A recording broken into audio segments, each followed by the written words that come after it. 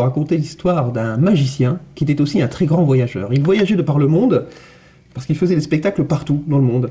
Alors là, admettons, il partait en tournée, sa tournée commençait par le Japon. Alors du coup, il prenait des yens, hein, vu que vous savez là, 6000 yens.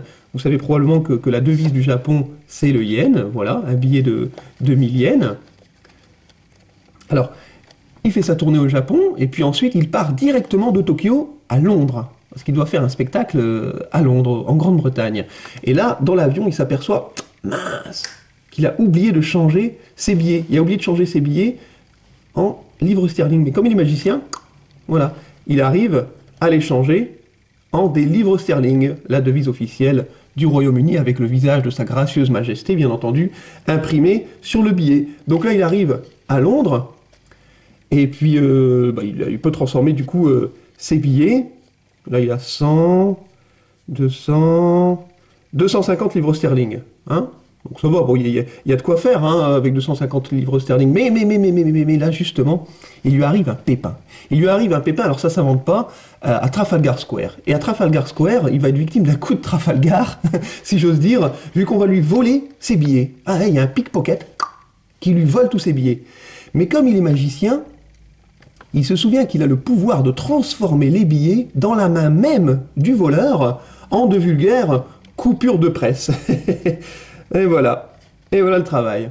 Alors, je peux vous dire que le pickpocket, quand il voit ça, il a les yeux complètement ébahis, mais bon, après tout, c'est bien fait pour sa poire, vu que bien mal acquis ne profite jamais, c'est connu. Alors, bon, et puis de toute façon, il peut faire apparaître de l'argent, il est magicien, donc hop, voilà, de la livre sterling, à nouveau, hop. Eh, voilà. Alors après, depuis Londres, il s'envole à nouveau, et là, il va en Suisse, parce que vous savez que c'est toujours très intéressant de planquer un peu son argent dans les banques suisses. Hein. C'est connu que les magiciens ont beaucoup d'argent. Et bon, il va planquer un peu de pognon dans une banque suisse. Voilà, un petit peu, faut en garder quand même. Hein. Faut pas tout laisser à la banque. Mais donc, il laisse son argent à la banque suisse et il s'envole tout de suite après. Il s'envole tout de suite après pour aller, de l'autre côté de l'océan, il s'en va au Brésil.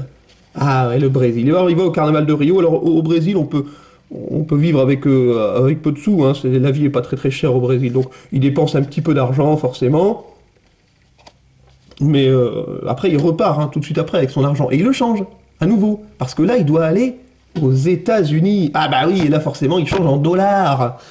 Alors là en plus il va à Las Vegas. Hein. Alors Las Vegas, la vie est quand même très chère. Hein. Et l'hôtel, la bouffe, tout ça, l'hébergement, faut vraiment compter pas mal. Donc il dépense facilement 100 $ dans l'affaire. Mais comme il est magicien, il fait un super spectacle. Il montre aux Américains, OK, let me show you a magic trick. Voilà, je mets ainsi le billet brésilien comme ça. Je le mets en dessous de la petite pochette qui est là. Je fais... Et le petit billet passe à l'intérieur. Hey, it's not finished, I can do the same. Je peux faire le même, par exemple, avec un billet suisse. Je place le billet suisse à l'intérieur. Hein. À l'intérieur de la pochette, je fais comme ça. Et voilà, le billet suisse passe carrément à travers.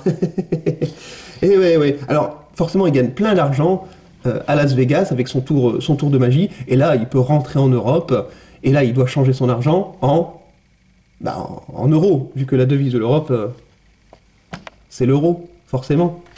Alors voilà, il se retrouve à la tête d'un paquet de pognon quand même, hein, des beaux billets de tous les pays.